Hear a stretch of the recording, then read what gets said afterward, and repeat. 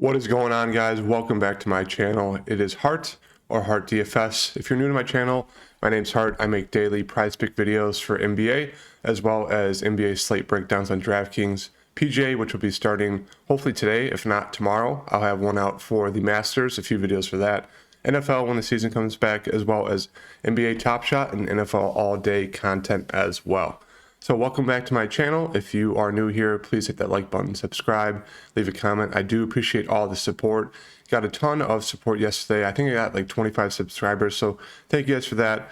Got a few Twitter follows as well, so make sure to follow me on Twitter at HartDFS. I'll be putting up my prize pick videos. I put up some extra picks the other day that did really well. Once again, our prize pick video smashed, 3 out of 4 hits. Bam got unlucky with some foul trouble early on, and then they blew out the Bulls, so he really didn't play the second half at all. Otherwise, we nailed 3 out of 4 of them. It was great. So let's get on to the slate breakdown for today, 8 games. I'll make this one pretty quick. There's a lot of news that is coming out today on some players, so definitely keep your eye out on the news for today. In these last, week, 2 weeks, it's very pivotal to keep your eye on the news as it's slate changing. So if you're not keeping your eye on the news, you're going to miss out on an opportunity to play probably a low-owned guy or a low-salary guy that will allow you to pay up for a guy like Joel Embiid, and you probably won't cash. So definitely keep your eye on the news and just move forward with that. First off, we got Philly, Cleveland. Joe is questionable, 11-8. I'm pretty sure he'll play. Everyone's still vying for playoff position. He's, MVP caliber. 11-8 is pretty expensive, but in this matchup against Cleveland, especially against Moses Brown on the other side, it's an absolute smash opportunity for Joe. I really like him in the spot. Same with Harden. He's been a little bit disappointing. 18, 12. His assist opportunity is there. He's getting those rebounds, but he's not scoring the ball or shooting a ton, which is, a little interesting. That's also due to the fact that Tobias Harris has been playing really well recently, 17, 22, 14, 23, scoring the ball a lot better. So it's definitely taken away a little bit of shots from Harden. He's, assist first right now on this team. Maxey had a better game yesterday. Still not doing much when it comes to rebounds and assists because he doesn't have to because of Harden. So really on this side, all I really like is Joe and Harden at the top. If Joe for some reason misses, then it makes obviously these 3 guys way more viable. You could take a dart throw on a guy like Niang, who would probably get like 25 minutes off the bench. DeAndre Jordan, they'd probably dust him off, but I really don't think you would have to go to any of these centers unless they're going to get an extended run. I'd just rather just take the shot on these 3 guys. Cleveland side, we got Garland, 9-7. His price came down. Like him in this spot. It's a really tough matchup, but this game should be competitive and stay close, hopefully. So if you're playing Garland, I don't mind that pick at all at 9-7. Karis LeVert, one of those guys you kind of take a dart throw on. Disappointing game 2 games ago, and then really came back, 40 fantasy points. I'd say that's more of his range with Garland. I don't think we'd see anything more than that. I just think he's kind of capped around 40 with Garland having all the usage, so I don't think you have to go there at 6-5. Kevin Love is just not the Kevin Love of the beginning of the season. He's getting the minutes. He's shooting well. It's just he's not really doing much of anything else. So I don't think he'd go there at 6-3. Lowry, 6-1, no, never go there. Moses Brown, great play. Points, rebounds. He can do them both. He's huge. So he's going to get a ton of rebounding opportunities. The only thing I don't like about this is he's foul prone. As you can see, back 3 games in a row of getting 3 fouls. And he's going against Joel Embiid. So it's not looking good for Moses Brown. If it wasn't against Joe, I would love him. I'd say lock him in your lineups. You can. It'll be a little bit more of a dart throw if you want to play him against Joe, but I don't know if I'm going to go there. I just think he's probably going to foul out extremely fast. If that does happen, then I'd say Kevin Love will probably get some more minutes. Maybe Lowry. Maybe they'll dust off a guy like Ed Davis, but I just don't see any of that happening. I think they just run their starters of Garland, LeVert, Love, Markkanen, and then maybe they'd throw in a guy like Cedi Osman, who had a good game 2 games ago. Decent game in the last game. He's a decent point per minute scorer coming off the bench, but I think it's just a little forced. But if you want to bank on Moses Brown getting in foul trouble, I'd say you could definitely take a shot on Cedi. Moving on to the New York Knicks side, we have Julius Randle, who is out, I still believe. Yeah, he's out for the rest of the season. So that means a guy like Obi Toppin is very viable. He played 31 minutes last game, got the start. He's a decent scorer, not the best shooter, but he does get some rebounds, assists. He can get you a block or a steal or two. So at 5'2", I don't mind him in this matchup against Orlando. Should be able to do well. Really like quickly as well at 5'4". The Knicks are obviously not going to make the playoffs. They're going to tank. Quickly should be getting close to 30 minutes. He's not starting yet, but with the Knicks kind of just shutting guys down now for the last few games, really like quickly in the spot at 5'4". RJ Barrett, he's very viable at 7'9", as we saw when Julius Randle was out a week or two ago. RJ was going off, 51, 54, 40. He's putting up, multiple 30-point games because he was basically the point guard, had all the usage. So I don't mind RJ in the spot against Orlando at 7'9", looking like a good play today. Alec Burks, I don't think you get to do that. Yeah, some of my favorite plays on the side are quickly, Obi Toppin, and RJ Barrett. Orlando side, Wendell is still out, I believe. Yep. So that means guys like Mo Bamba will get a little bit more run. Had a great game last game. I don't think you can expect that against New York. At 6'4", I don't know if I'd do it. Cole Anthony and Franz are questionable, which is interesting because if neither one of them play, Chuma is going to be a lot more viable at 4'8". Not playing great, but is getting the minutes. Markelle Fultz would become a great play. He's very good in a short amount of time, 20 minutes, 31 fantasy points. I do really like him in the spot against New York. So as of right now, I know the news hasn't come out on whether Cole Anthony will be out, but I do like Markelle Fultz in this spot. So definitely keep an eye on the news for this one, because if he's out, definitely lock Markelle Fultz in your lineup. If they're both in or one of them's in, I'd say maybe go to one of them. Cole Anthony's been very disappointing in the second half of the season. He's just not shooting a ton, not playing like how he was at the beginning of the season, which is interesting. I'm not sure what happened there. Franz at 5'6", he'd be an okay play. There's not a lot of upside in these players as of right now. Iggy got some run last game because I think it was Franz hurt his ankle. So maybe, at 3,200, not the best play, but maybe the Orlando just runs out like their G League guys. So definitely keep an eye on this side. Minnesota, Houston. Towns at 9'6". Really like him in this matchup against Houston. Don't mind you guys paying 9'6" for Towns. Anthony Edwards, price is coming up. 3 really good games in a row. Good matchup. I just feel like it's a tad too expensive for Anthony Edwards. I just don't think I'd go there. Same thing with Russell. If I was to take a shot at anyone, I think it'd be Towns, just because of that double-double upside and just the ability to absolutely dominate Houston down low. So I would say that's the best play on the side for me. Maybe you could take a shot on a guy like Malik Beasley. We'll probably get you like 20 minutes off the bench. He's just scoring dependent, so if he's hitting the shots, he'll get you there. But if not, really going to tank you at 3,800. But I think that's more of a force. Houston side, KPJ has gone up to 8,400. I hope you guys have played him the last 3 games. I've been on him, as I mentioned in my videos, 52, 70, 59. Still a great spot against Minnesota. It's just Sengun is back, and I love him in the spot against Cat. He is a little foul prone, but he is a guy that can really score the ball, really rebound. So I do love him in the spot against Minnesota at only 7K. It will take some shots away from Kevin Porter Jr. and Jalen Green.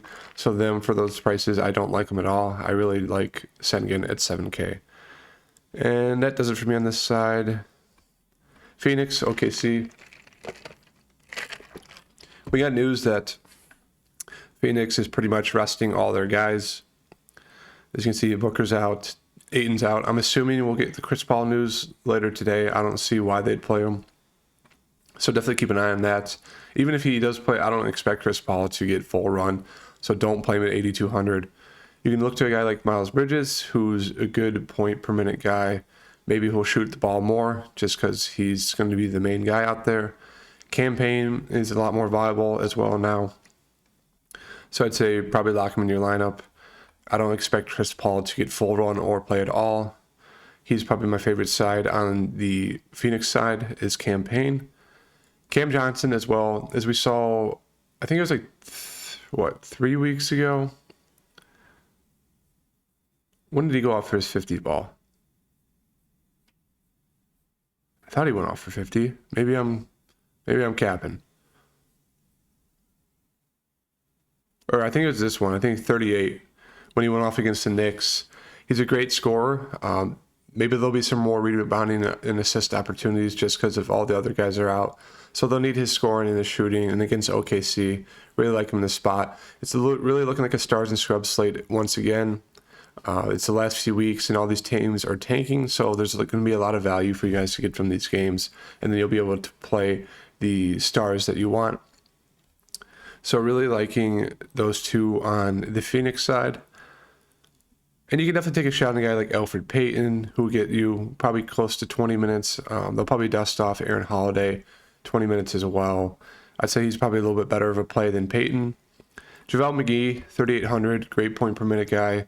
We have to keep an eye on the starting news for the Suns because whoever's starting, it's pretty much who you want to kind of target, the point guard, and maybe a guy like Cam Johnson. And if JaVale's starting, definitely want to lock him in your lineup. He's a great point per minute guy. They really don't have many other bigs. It's not like they need to play any bigs, but that's pretty much it. Maybe they'll dust off Biyombo. We'll have to see, but this is kind of what I'm liking right now on that side. OKC side. Theo at 7,400. Not bad. I'd say you can definitely go there again. As I mentioned in the previous videos, he's got all the usage. His price is up a little bit, so at 7,400, it's not the best spot to get Theo, but I don't mind it in this matchup against Phoenix and their backups. Poku is questionable. Doesn't do much for me.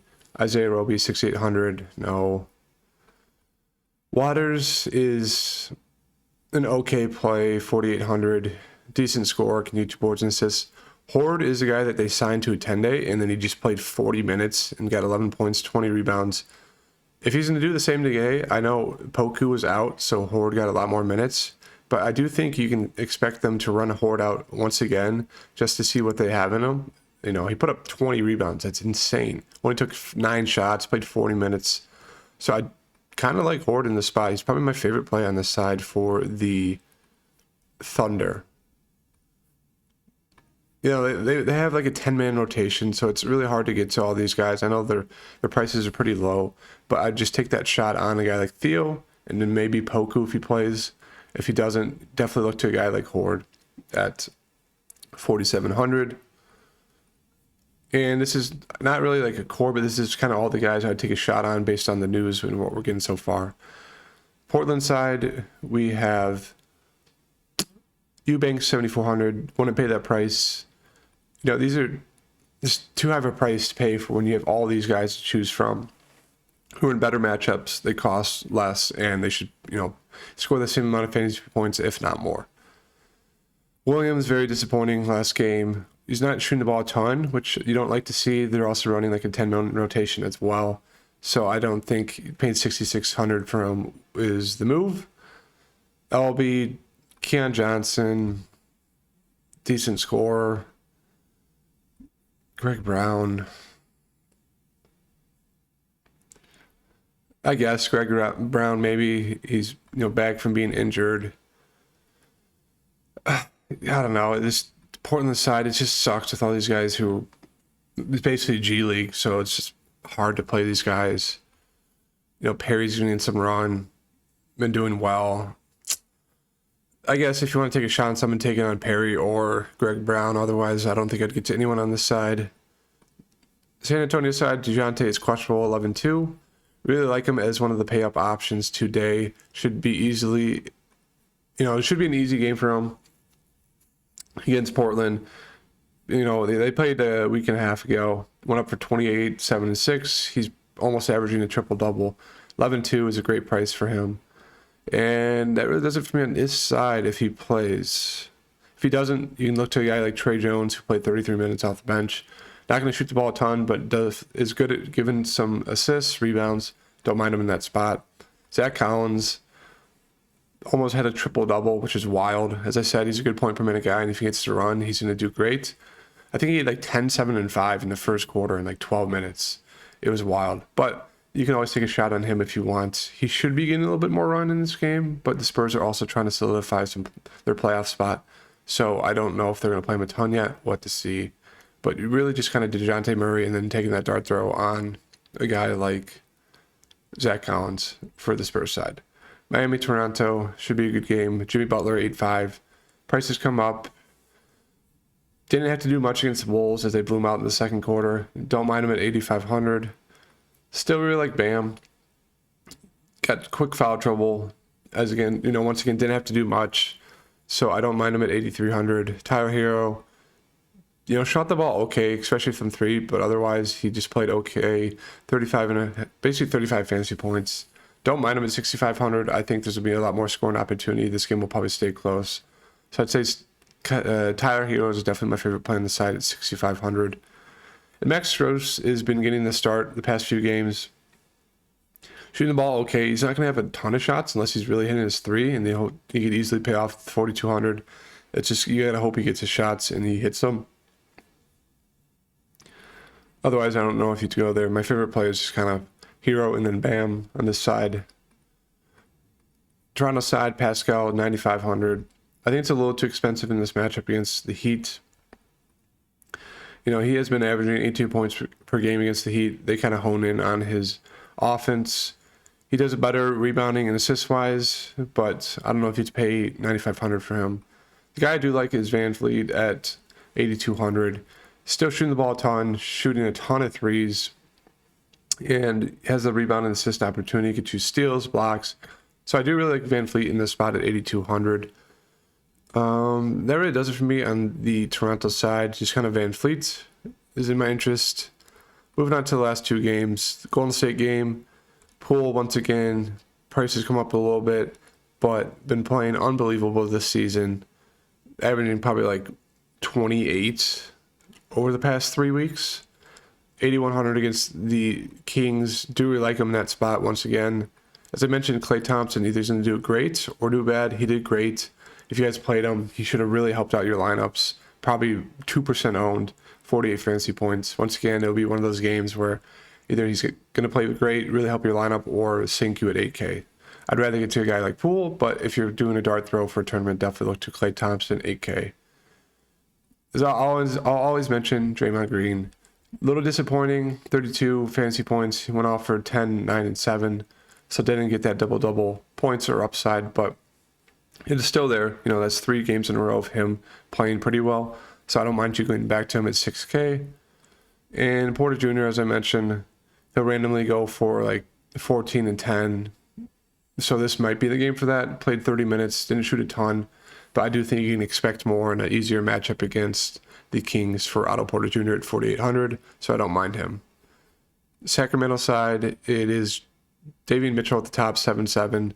He's like Theo Maledon, has all the usage, going to play a ton of minutes.